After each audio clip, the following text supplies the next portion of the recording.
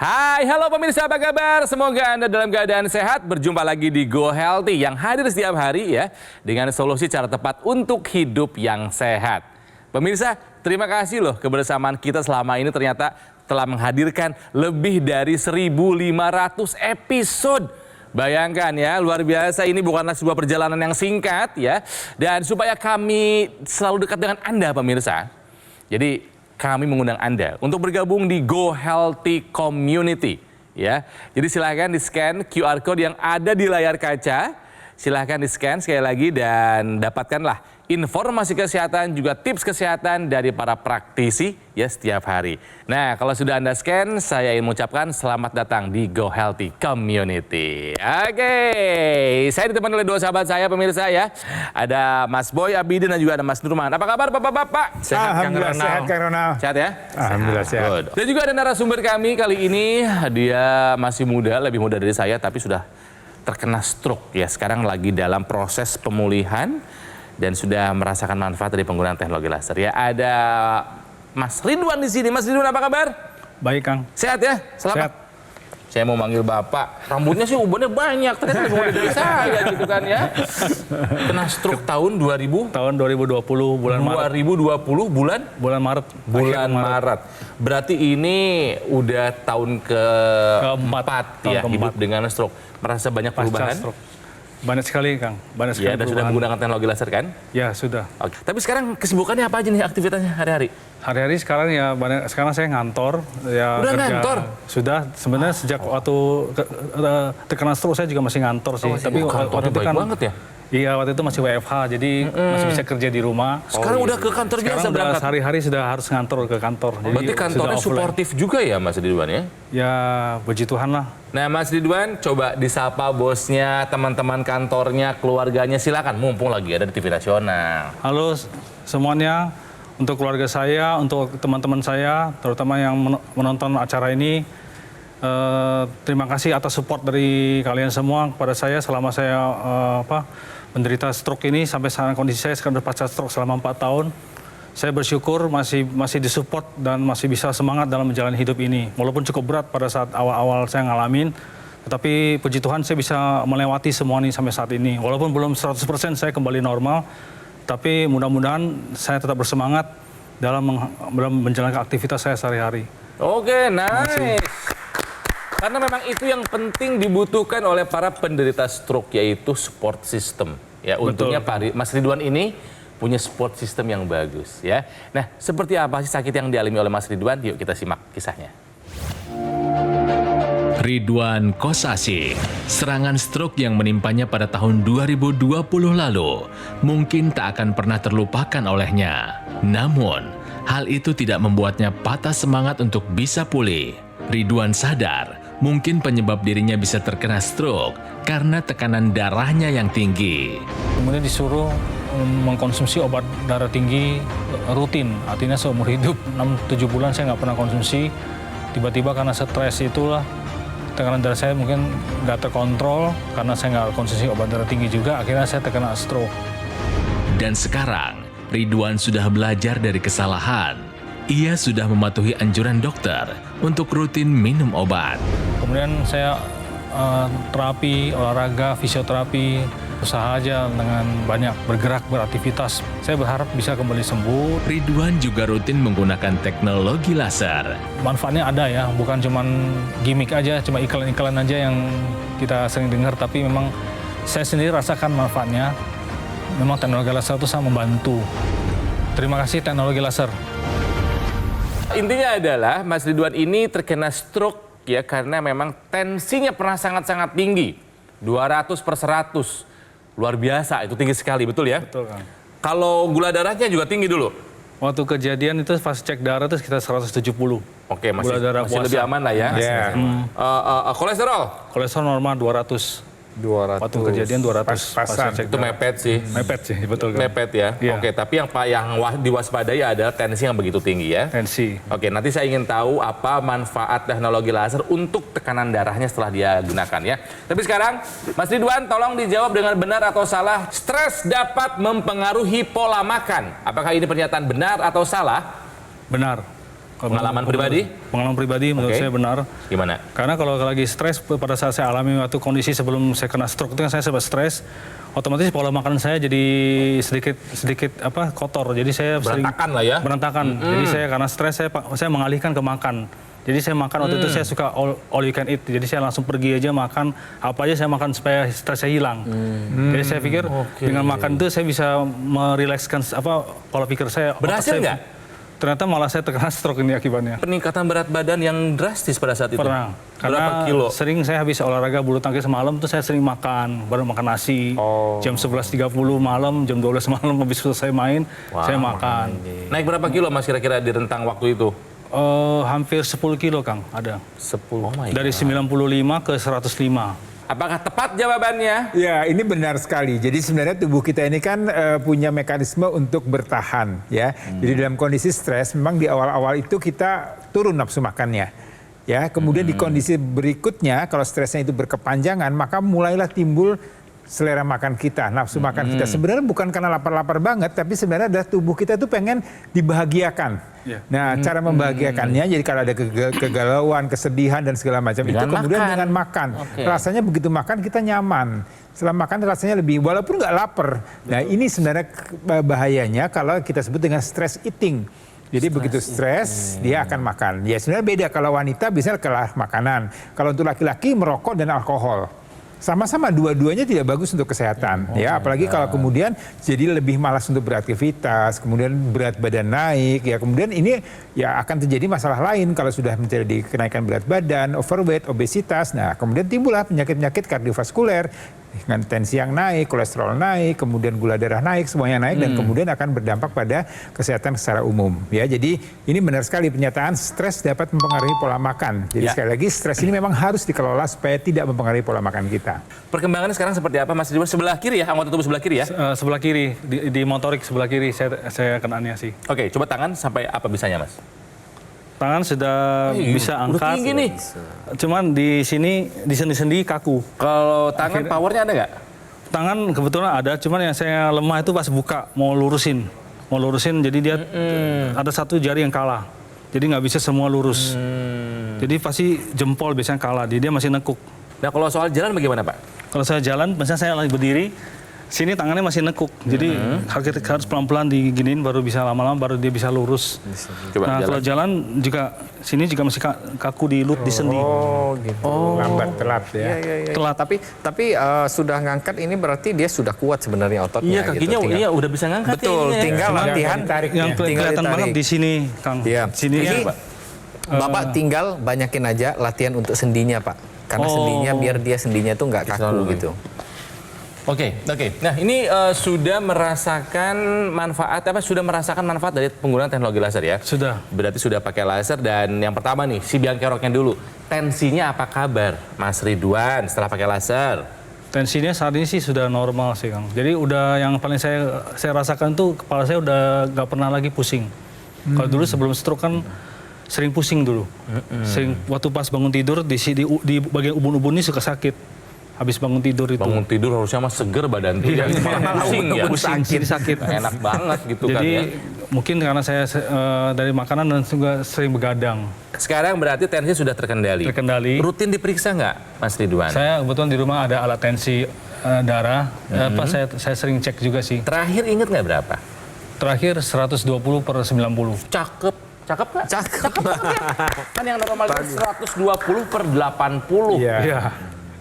Kalau tensi aman, gula sama kolesterol aman kan? Aman. Aman, Sejauh diperiksa ini juga aman. kan? Diperiksa.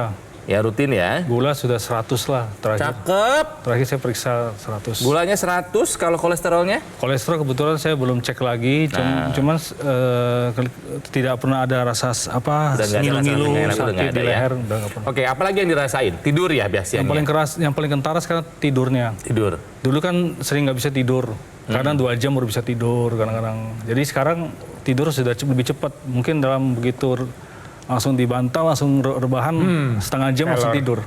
Iya. Dan tidak terbangun-bangun sampai pagi. Oke, kalau kita lihat dari catatan perjalanan kesehatan Pak Ridwan, pertama adalah berat badan yang tadi pola faktor stres mungkin Stresnya pertama yang tinggi kita lihat. banget. Stres yang tinggi, ditambah pola tidur yang tidak baik, ditambah pola makan tidak baik, kemudian faktor olahraga yang kurang. Ya, dan ini semuanya akan berkaitan dengan apa yang dampak yang terjadi karena pola hidup tadi yang tidak sehat. Ya, tekanan darah kemudian naik, tidak rajin mengkonsumsi obat-obatnya, kemudian terjadilah stroke. Nah, artinya sekarang ini sudah kita harus perbaiki pola hidupnya. Jadi satu ya, jadi Anda tidak ada lagi alasan. Pak Ridwan usia masih sangat muda, masih sangat produktif ya. Ini suatu hal yang menjadi catatan, jangan sampai di usia muda usia produktif kemudian kita punya masalah karena pola hidup kita tidak sehat ya. Jadi saya ingin menerapkan kembali pola hidup sehatnya. Kemudian bantuan teknologi laser. Ini terlihat tadi yang terlihat nyata adalah tidurnya menjadi lebih nyenyak, lebih berkualitas. Sebenarnya dengan tidur nyenyak, lebih berkualitas dengan bantuan teknologi laser, terutama untuk laser warna kuning tadi, sinar kuningnya itu akan membuat tadi kehidupan kita atau sel-sel tubuh kita, mekanisme dalam tubuh kita akan jadi diriset kembali, diperbaiki lagi ya. Dengan tidur yang nyenyak, tidur yang berkualitas, maka tadi kontrol hormon kita akan menjadi lebih baik. Ya, risiko untuk jadi gula darah yang meningkat ini juga akan teratasi. Kemudian tekanan darah kita, pompa jantung kita, sel-sel tubuh kita ada waktu untuk beristirahat dengan baik. Jadi harapannya tekanan darahnya bisa terkendali ya. Kemudian faktor berikutnya adalah tadi dengan tidur yang baik, maka tadi metabolisme peradangan-peradangan atau regenerasi pada sel-sel tubuh kita akan menjadi lebih baik lagi. Jadi yang namanya kesehatan kita itu harus mulai kita jaga mulai dari saat kita muda. Artinya kalau misalkan kita saat ini sedang produktif, saat ini kita masih sehat, cek kita masih bagus, berarti mulai dari sekarang tuh kita pakai teknologi laser. Karena teknologi laser inilah yang nanti akan menjaga kualitas pembuluh darah kita. Pembuluh darah kita akan dikembalikan elastisitasnya, mencegah terjadinya penumpukan plak pembuluh darah. Dan yang pastinya juga teknologi laser inilah yang nanti akan membantu mengendalikan tekanan darah kita jika sudah tinggi pada saat ini. Jadi untuk pemirsa di rumah, ayo mulai dari sekarang kita tiru, kita lakukan apa yang sudah dikerjakan oleh Pak Ridwan dengan kita aktif menggunakan teknologi laser mulai dari sekarang juga. Kami ini selalu mengajak kepada Anda coba introspeksi. Apakah hidup kita sudah menjalankan pilar hidup sehat atau belum? Kalau misalnya belum, hati-hati, komplikasi mengintai Anda. Makanya lakukan pilar hidup sehat dan gunakan teknologi laser. Dokter laser ataupun AccuLaser dari Gogomol. Ini adalah alat kesehatan yang sudah membantu meningkatkan kesehatan masyarakat Indonesia selama lebih dari 10 tahun. Gunakanlah rutin 2 kali sehari, durasi 15 sampai dengan 60 menit. Bisa membantu mengendalikan angka diabetes, hipertensi, kolesterol, dan juga asam urat. Harapannya bisa mencegah komplikasi seperti stroke, serangan jantung, gagal ginjal, dan lain-lainnya. Ya, pemirsa, jangan Anda nanti menyesal. Ya, makanya take action. Segera dapatkan AccuLaser atau dokter laser dengan cara menghubungi nomor yang ada di layar kaca. Ada ya. Nanti tim call center Gogomol akan membantu Anda menjelaskan secara detail bagaimana cara untuk mendapatkannya. Dan supaya Anda makin semangat buat hidup sehat, silakan didapatkan promo dan juga ada program cicilan 0% ya, supaya Anda tidak menunda waktu lagi, segera mungkin mendapatkan dokter laser ataupun AccuLaser. Tapi ingat, pastikan Anda mendapatkan yang asli, yang berkualitas, bermanfaat dan bergaransi. Itu hanya ada di Gogomol. Ya, jadi ingat teknologi laser, ingat dokter laser ataupun AccuLaser dari Gogomol. Jadi pemirsa, berapapun usia Anda, ingat jika Anda ingin sehat, kuncinya adalah jaga kualitas darah dan pembuluh darah Anda dalam kondisi baik. Karena itu yang akan menentukan kualitas hidup kita. Atasi masalah kesehatan dan cegah komplikasinya sekarang juga. Semangat!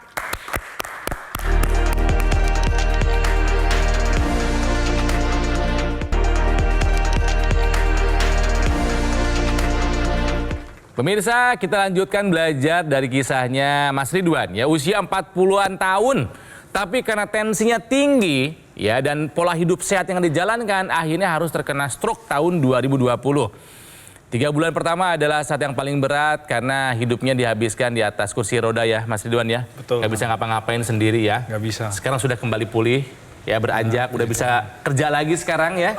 Udah bisa. produktif lagi. Ya. Katanya juga punya hobi nih yang agak-agak unik nih. Tentang drone tuh ngapain sih? Kebetulan saya saat ini lagi menekuni untuk merakit drone. Perbaikannya setelah menggunakan teknologi laser ya Mas ya? Ya, jadi udah lebih agak seger lah gitu.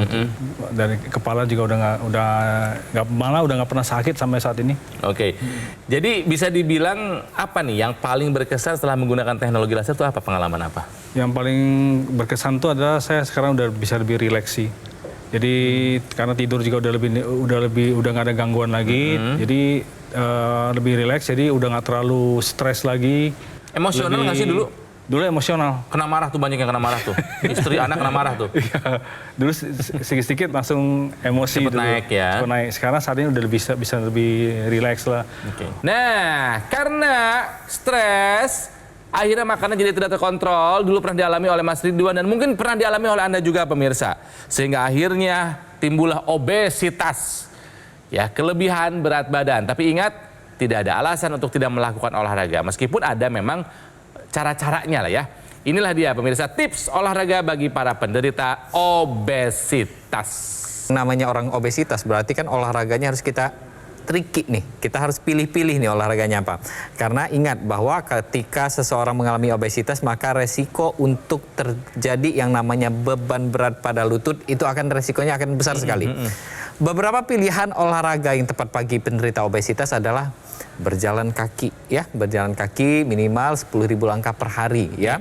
Kemudian bisa juga dengan kita lakukan olahraga renang. Ini olahraga aerobik semuanya ya, renang, kemudian bersepeda, kemudian ada olahraga senam juga. Ini olahraga aerobik yang harus kita lakukan.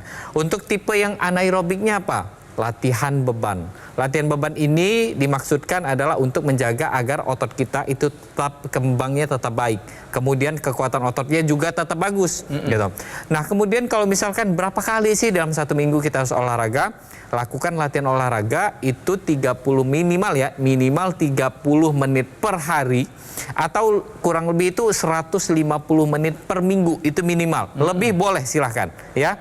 Dan yang pastinya juga ikuti yang namanya prinsip BBTT, baik, benar, teratur, dan terukur. Baiknya apa? Olahraga baiknya itu yang sesuai dengan kondisi tubuh kita. Kemudian terukurnya apa? Terukurnya itu sesuai dengan kemampuan tubuh kita.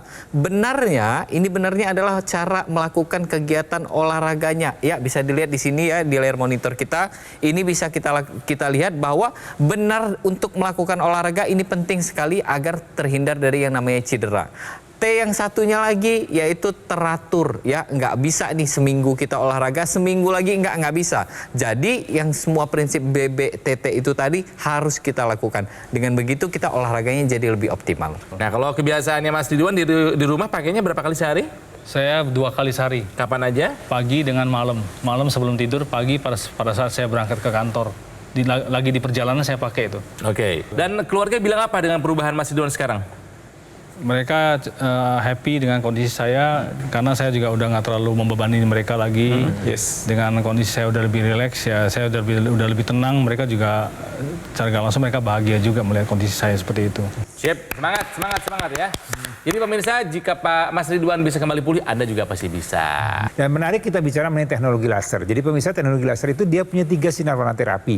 Ini menarik, 3 sinar warna terapi itu punya panjang gelombang yang berbeda-beda dan juga punya maksud dan tujuan yang berbeda-beda pula. Ya, dia ada laser merah, ada sinar biru dan ada sinar kuning. Nah, ini semuanya ada tujuan dan maksudnya. Nah, kita gunakan di belakang tangan, maka dia akan menembus area di sekitar pergelangan tangan ini sampai ke arah dalam, sampai ke area pembuluh darah. Ini sebenarnya kita sasar, tujuannya apa? Karena di dalam pembuluh darah ini banyak sekali sel-sel darah merah yang mengalir ya ke seluruh tubuh kita, salah satunya melalui pergelangan tangan kita. Nah, di dalam saluran atau pembuluh darah tersebut ada sel-sel darah merah, sel darah putih, dan semua sel-sel darah itu mengalir, dan itu akan juga dengan bantuan teknologi laser akan ditingkatkan kadar nitrik oksidnya.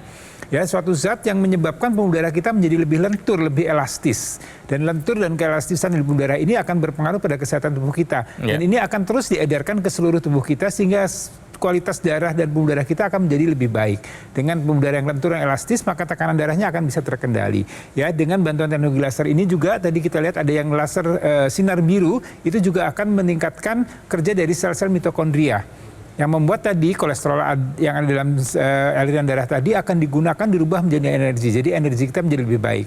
Kemudian kita bicara yang sinar kuning, ini tadi membuat kualitas tidur kita menjadi lebih berkualitas. Tadi kan Pak Ridwan bilang setelah penggunaan teknologi laser tidurnya lebih nyenyak, lebih berkualitas. Ini yang kita perlukan ya. Jadi banyak orang-orang yang memang punya masalah dengan tidur, dan ini hati-hati kalau masalah tidur tidak segera diatasi maka akan berdampak pada kesehatan kita secara umum ya. Jadi teknologi laser dengan 3 sinar warna terapinya ini dengan panjang gelombang yang memang sudah didesain secara khusus, tujuannya adalah memperbaiki kualitas darah dan udara kita, juga memperbaiki kualitas hidup kita. Betul sekali, ya, terutama kan di sini Pak Ridwan kan sudah pakai nih lasernya, ya kan ya. Intranasalnya jangan nggak dipakai. Ya, yang di hidung tuh, yang di hidung. Yang di hidung ya Pak ya. Yang di pergelangan tangan kita pakai untuk menyinari pembuluh darah di pergelangan tangan kita. Meskipun nanti di sini nitrik oxide-nya, kerjanya itu nanti akan disebarkan ke seluruh tubuh kita. Tapi alangkah baiknya kalau misalkan kita pakai juga yang intranasalnya ya. Intranasal ini ditujukan untuk menyinari pembuluh darah di rongga hidung kita. Nantinya pembuluh darah di rongga hidung kita ya, itu ya, kita lihat di situ, itu kan banyak tuh pembuluh darahnya ya di hidung kita. Nanti dia pembuluh darah inilah yang akan menghasilkan zat yang namanya nitrik oxide juga, sama nanti akan menghasilkan zat juga.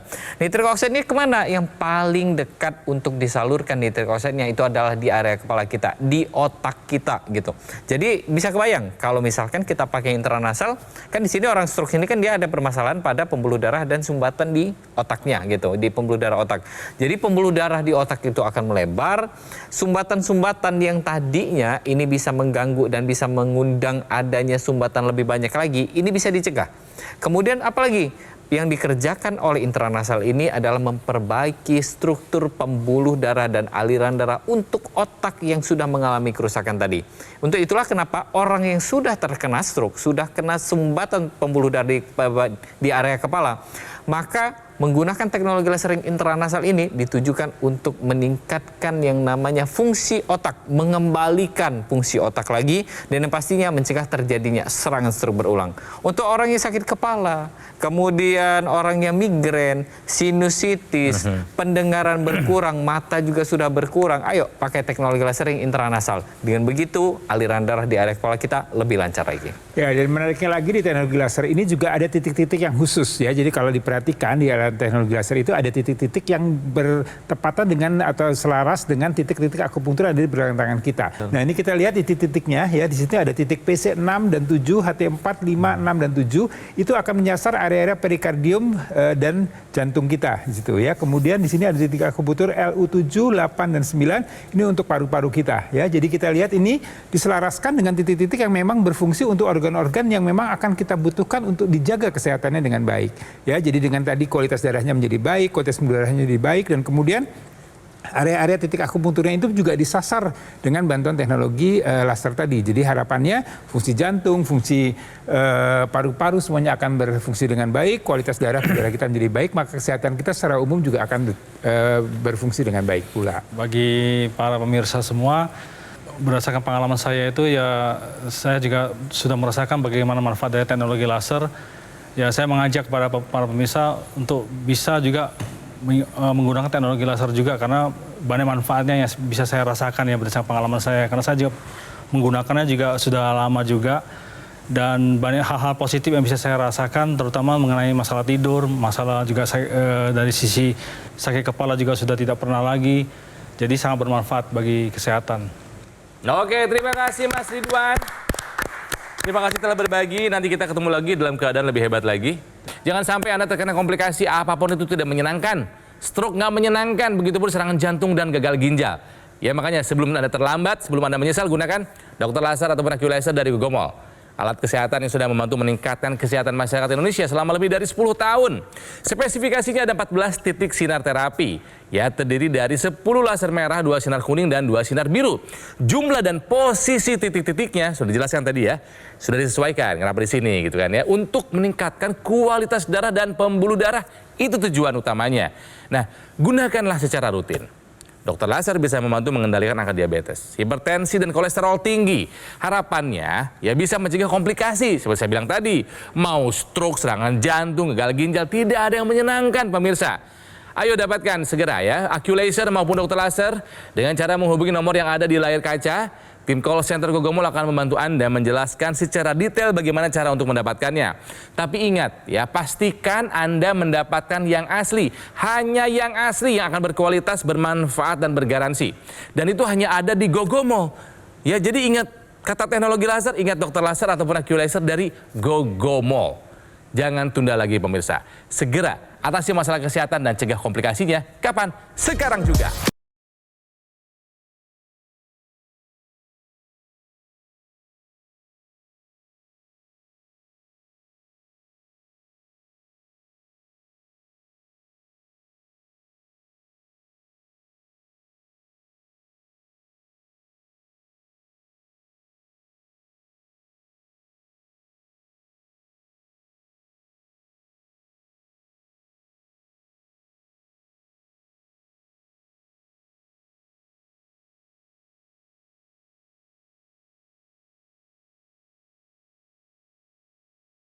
Jelajahi cara baru mendapatkan informasi. Download Metro TV Extend sekarang.